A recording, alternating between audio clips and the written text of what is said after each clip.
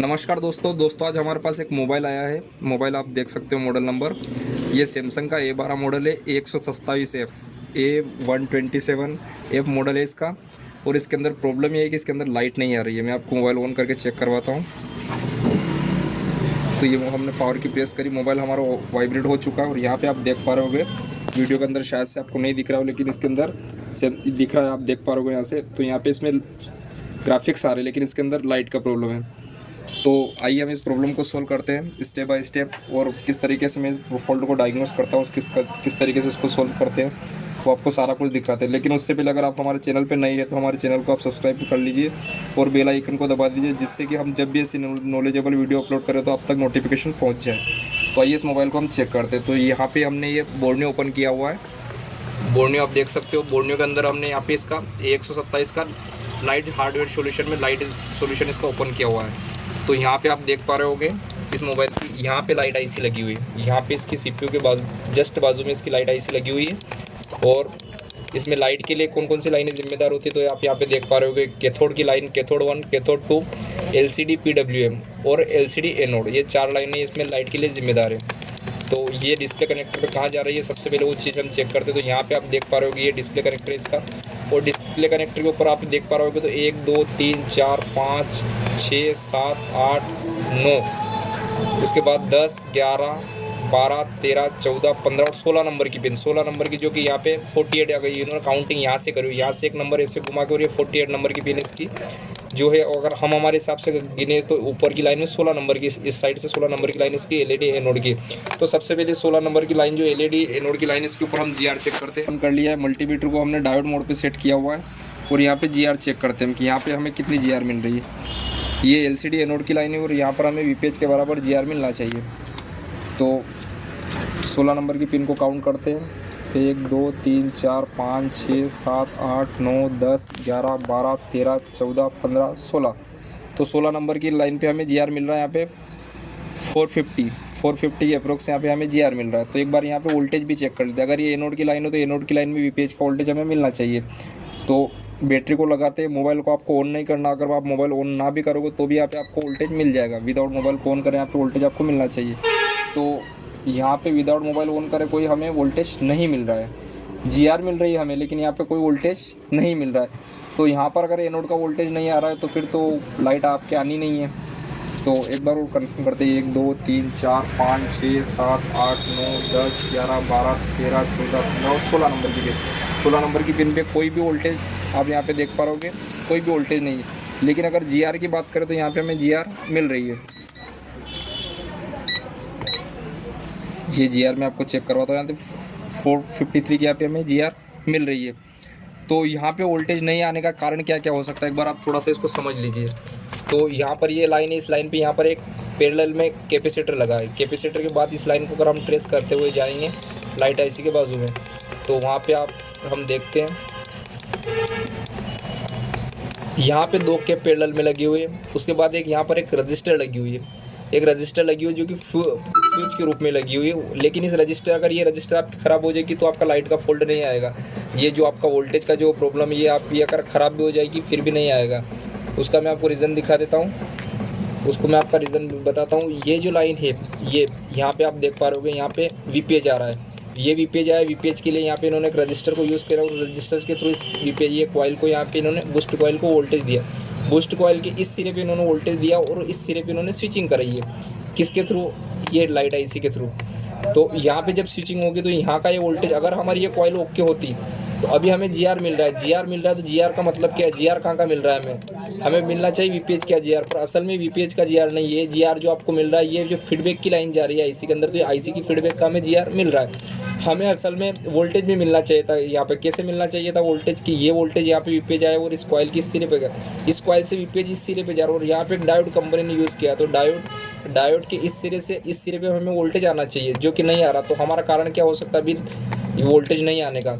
या तो हमारी बूस्ट कॉइल ख़राब हो सकती है, या तो हमारा डायोड ख़राब हो सकता है। हमें GR मिल रही, GR मिल रही, इसका मतलब ये नहीं कि हमारी ये लाइट, ये कॉइल और ये डायोड ओके हो। हमें GR किस चीज़ की मिल रही है? क्योंकि यहाँ पे डिजिटल लाइट आईसी कंपनी ने यूज़ करी, तो हमें जो GR अभी फ़िलहाल में मिल रही है वो GR हमें लाइट इस आईसी की मिल रही है, ना कि इस लाइन की मिल रही है। तो इस वजह से ही हमारा वोल्टेज नहीं आ रहा है। तो हो सकता है या तो हमारा डायोड ओपन हो या तो हमारी कॉइल ओपन हो, दोनों में से एक चीज़ ओपन है, इसलिए हमें यहाँ पे वोल्टेज नहीं मिल रहा है। दूसरी चीज़ एक हमने जीआर चेक करा, जीआर चेक करने से हमें पता चला कि सिर्फ एनोड की लाइन के अंदर कोई शॉर्टिंग नहीं है। तो आइए इसको मोबाइल को हम ओपन करते हैं और देखते हैं, दिखाना एक मिनट इधर। तो ये मोबाइल आप देख सकते हो पूरा फ्रेश है, मदरबोर्ड आप चेक कर पा रहे हो यहाँ पे पूरा फ्रेश मदरबोर्ड है, पूरा सील्ड अप एक मदरबोर्ड है, आप देख पा रहे हो यहाँ पे पूरा फ्रेश मदरबोर्ड है, ये देखिए आप। तो पहले हम इसकी सील्ड को ओपन करते हैं, उससे पहले कैमरे निकाल लेते हैं एक बार।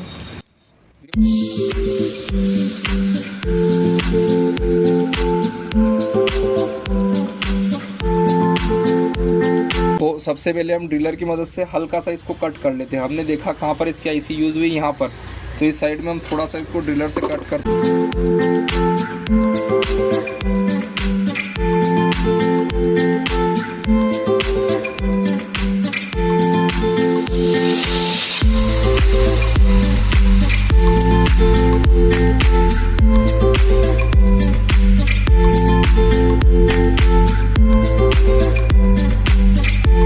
सील्ड को ओपन कर लिया है, यहाँ पर जितनी जगह पे हमें काम करना है उतनी सील्ड को हमने सेफली ओपन कर लिया है।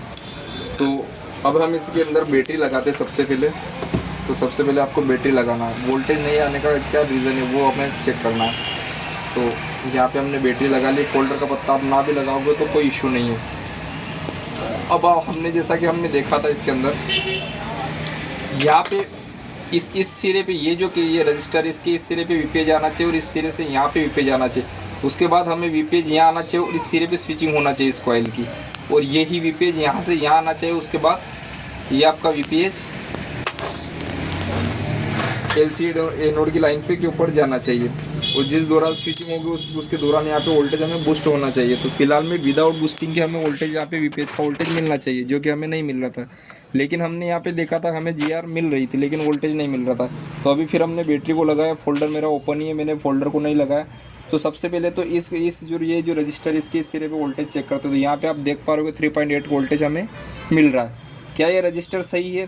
तो इसके दूसरे सिरे पे वोल्टेज चेक करते हो, यहाँ पे भी हमें 3.8 वोल्टेज मिल रहा है, मतलब ये जो हमारी रजिस्टर है ओके। अब हम चेक करते हैं ये वोल्टेज हमारा इस बूस्ट कॉइल की इस सिरे पे आएगा, तो क्या यही वोल्टेज बूस्ट कॉइल से होते हुए इस सिरे पे हमें मिल रहा है? तो इस सिरे पे हमें वोल्टेज नहीं मिल रहा है। तो जैसा कि आप देख पा रहे हो इस मोबाइल के अंदर ये जो बूस्ट कॉइल ये ओपन हो चुकी है। तो आइए हम इस बूस्ट कॉइल को चेंज करते हैं, उसके बाद हम चेक करते हैं क्या हमारी प्रॉब्लम सॉल्व होती है कि नहीं। लेकिन बूस्ट कॉइल को चेंज करने से पहले हम इसकी जो एनोड की जो लाइन है, एनोड की लाइन के ऊपर हमें फॉरवर्ड बेस में भी जीआर लेना। हमने एनोड की लाइन के ऊपर सिर्फ रिवर्स बेस में जीआर चेक किया था। तो एनोड की लाइन के ऊपर एक बार फॉरवर्ड बेस में हम जीआर चेक करते, तो यहाँ पे रिवर्स बेस में तो हमें 460 की जीआर मिल रही है। तो रिवर्स बेस में तो हमारी जीआर ऑलमोस्ट सही है, लेकिन तो यहाँ पे हमें रिवर्स बेस में जीआर कितनी मिल रही है एनोड लाइन के ऊपर 460 की, और फॉरवर्ड बेस में एक बार चेक करते हैं। तो फॉरवर्ड बेस में हमें 600 मतलब 600 के आसपास के यहाँ पे जीआर मिल रही, जो कि गलत है। फॉरवर्ड बेस पे हमें यहाँ पे कोई जीआर नहीं मिलना चाहिए। तो असल में इस मोबाइल के अंदर फॉल्ट क्या क्रिएट हुआ अब मैं आपको दिखाता हूँ। असल में ऐसा हुआ इस मोबाइल के अंदर कि ये जो लाइन है आपकी एनोड की लाइन है, एनोड की लाइन के अंदर यहाँ पर 2 केप यहाँ पे लगे और एक केप आपने देखा था मदरबोर्ड के फ्रंट साइड में लगा, यहाँ पर लगा हुआ है। तो इन तीनों केप में से कोई ना कोई भी केप इसका हाफ शॉर्ट हो चुका। तो हाफ शॉर्ट जब केप हाफ शॉर्ट होगा तो एनोड की लाइन के अंदर जब स्विचिंग होगी तो स्विचिंग के दौरान यहाँ पे वोल्टेज आपका ड्रॉप होगा, और वोल्टेज ड्रॉप का जो रिफ्लेक्ट है वो आपकी कॉइल के ऊपर पड़ेगा और कॉइल आपकी ख़राब हो जाएगी या तो ओपन हो जाएगी।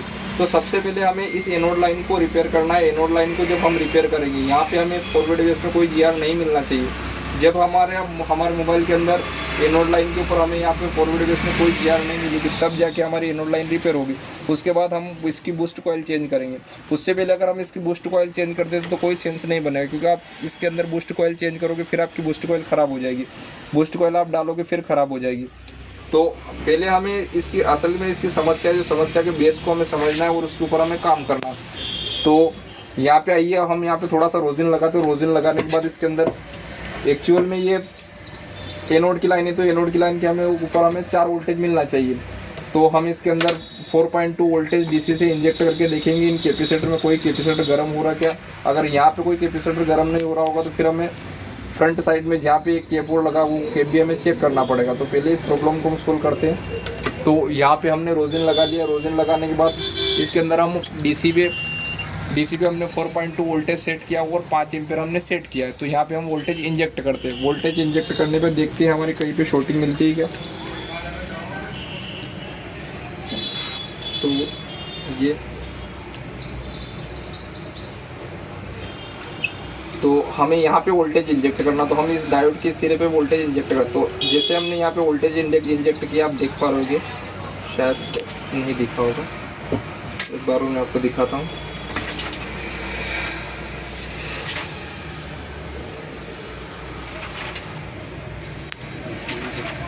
तो यहाँ पे वोल्टेज इंजेक्ट कर रहे थे, ये वाला कैपेसिटर गर्म हो रहा है, देखो आप, ये वाला केप गर्म हो रहा है, मतलब ये कैपेसिटर हमारा शॉर्ट है, इस वजह से इस लाइन के अंदर हाफ शॉर्टिंग है। एक बार और रोजन लगा के मैं आपको चेक करवाता हूँ।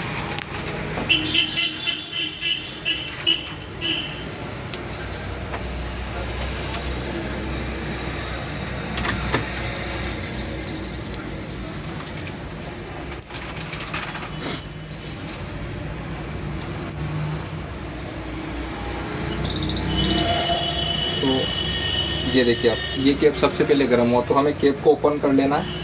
केप को ओपन करते हैं हम सेफली। ये हमने केप को ओपन कर दिया। केप को ओपन करने के बाद हम चेक करते हैं कि यहाँ पे जो हमें फॉरवर्ड बेस में जो 600 की जीआर मिल रही थी, वो क्या उस जीआर के अंदर कुछ चेंजेस हुआ क्या। तो यहाँ पे हमें जीआर की रिवर्स बेस में कितनी मिल रही थी, पहले रिवर्स बेस में आपको पता है 450 के आसपास मिल रही थी, अभी 60 के आसपास रिवर्स बेस में। फॉरवर्ड बेस में एक बार चेक करते हैं। तो फॉरवर्ड बेस पे यहाँ पे ओपन हो चुका है। एक्चुअल में ये यहाँ पे जो ये कैपेसिटर हटाने के बाद जो जीआर हाई हुई है रिवर्स बेस में, उसका रीज़न ये कि कॉइल आपकी ओपन पड़ी है। तो कॉइल ओपन होने के कारण यहाँ पे जो वीपीएच की जीआर हमें मिलना चाहिए, वो वीपीएच की जीआर यहाँ पर पहुँच नहीं पा रही है। तो ये जो जीआर मिल रही है सिर्फ हमें इस आईसी के फीडबैक की जीआर मिल रही है, सिर्फ और सिर्फ हमें आईसी के फीडबैक की जीआर मिल रही है। तो इस कैपेसिटर की जगह भी हमें दूसरा कैपेसिटर रिप्लेस करना है, ऐसा नहीं कि कैपेसिटर को निकाल के फेंक ही देना है। तो यहाँ पे हम कैपेसिटर रिप्लेस करेंगे। लेकिन अभी आप देख पा रहे हो, ये मैं रिवर्स बेस में चेक कर रहा हूँ, तो इसमें 600 की जीआर है और फॉरवर्ड बेस में यहाँ पर 600 की जीआर थी, जो कि ऑयल हो चुकी है। तो अभी हमारी ये लाइन रिपेयर हो चुकी है। तो आइए हम कॉइल को चेंज करते हैं, उसके बाद चेक करते हैं कि हमारी प्रॉब्लम सोल्व होती है कि नहीं। और बूस्ट कॉइल हम इसकी रिप्लेस कर चुके हैं। तो बूस्ट कॉइल को रिप्लेस करने के बाद देखते हैं हमारी प्रॉब्लम सोल्व होती है कि नहीं। वीडियो थोड़ा लंबा ज़रूर है, लेकिन इसके अंदर आपको कुछ ना कुछ सीखने को ज़रूर मिलेगा। तो ये कैपेसिटर अभी फ़िलहाल में रिप्लेस करना। तो अब हम एक बार इसकी जीआर चेक करते हैं। पहले यहाँ पे हमें रिवर्स बेस में 600 की जीआर मिल रही थी। जब हमने कैपेसिटर को ओपन किया था उस टाइम पे रिवर्स बेस पे 600 की जीआर थी और फॉरवर्ड बेस पे कोई भी जीआर नहीं थी। अभी रिवर्स बेस पे हमें वीपीएच के बराबर की यहाँ पे जीआर मिलना चाहिए। जो जीआर सबसे पहले यहाँ पे मिल रही थी, जिस टाइम पे कैपेसिटर भी लगा हुआ था और कॉइल भी लगी थी, उस टाइम पे जो जीआर मिल रही थी वही जीआर हमें अब मिलना चाहिए इस लाइन के ऊपर। तो यहाँ पे आप देख पा रहे हो कि रिवर्स बेस में 433 की जीआर हो चुकी है, जबकि जब हमारे पास मोबाइल आता उस टाइम पे 450 की थी। तो यहाँ पे रिवर्स बेस की जीआर तो सही है। एक बार फॉरवर्ड बेस की जीआर चेक करते हैं। तो फॉरवर्ड बेस में यहाँ पे ऑयल आ चुका है। ठीक है, तो मोबाइल को ऑन करके हम चेक करते हैं क्या हमारी प्रॉब्लम सॉल्व होती है कि नहीं।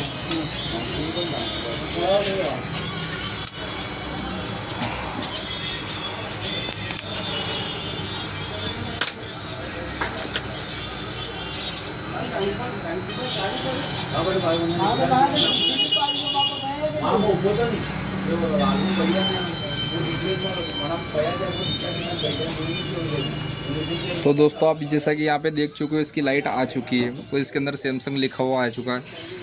तो देखा आपने किस तरीके से मैंने इस फॉल्ट को डायग्नोस किया और कैसे हमने स्टेप बाय स्टेप इसके ऊपर काम किया। एक्चुअल में आपको सबसे पहले फॉल्ट डायग्नोस करना होता है। ऐसा नहीं कि किसी भी आईसी को आपने उठा लिया, अगर कोई दूसरा होता है यहाँ पे तो यहाँ पे इसकी डायरेक्ट आईसी चेंज करता। लेकिन हमने इसकी आईसी के ऊपर अटैक नहीं किया, हमने इसकी आईसी को चेंज नहीं किया। पहले हमने इसकी एनोड की लाइन को ट्रेस किया। एनोड की लाइन को जब हमने ट्रेस किया कोल्ड टेस्ट और हॉट टेस्ट में, तो हॉट टेस्ट में एनोड की लाइन के ऊपर हमें वोल्टेज मिलना चाहिए, जो कि वोल्टेज मिसिंग था। तो वोल्टेज मिसिंग होने का रीज़न क्या, दो ही रीज़न हो सकते हैं, या तो आपका डायोड ओपन हुआ, या तो आपकी बूस्ट कॉइल ओपन हुई, या तो आपकी बूस्ट कॉइल के ऊपर भी जो रजिस्टर के थ्रू वोल्टेज दिया गया वो वोल्टेज नहीं पहुंच रहा है। तो ये 2-3 रीज़न हो सकते थे। तो उन तीनों रीज़न को हमने चेक किया, रीज़न को चेक करा। रीज़न को चेक करने के बाद भी अगर हम यहाँ पे इसकी डायरेक्टली बूस्ट कॉइल चेंज कर देते तो हमारी बूस्ट कॉइल फिर से ख़राब हो जाती। ख़राब होने का रीज़न आपने देखा था, इसके अंदर एनोड की लाइन के अंदर हाफ शॉर्टिंग हो चुकी थी। तो इस तरीके से आपको फॉल्ट को डायग्नोस करना है। तो आई होप इससे आप वीडियो से आपको बहुत कुछ सीखने का मिला होगा। हमसे कांटेक्ट करना चाहते हो, अगर आप भी आपका अनरिपेयर्ड मोबाइल रिपेयर करवाना चाहते हो तो हमसे कांटेक्ट कर सकते हो। कांटेक्ट करने के लिए हमारा मोबाइल नंबर 9926693049, इस नंबर पे आप हमें कॉल कर सकते हो और हमसे कांटेक्ट कर सकते हो। अगर आप मोबाइल कुरियर करवाना चाहते हो तो भी कुरियर सर्विस भी हमारे पास अवेलेबल है। आप हमें हमारे पास मोबाइल कुरियर करवा के भी रिपेयर करवा सकते हो। धन्यवाद।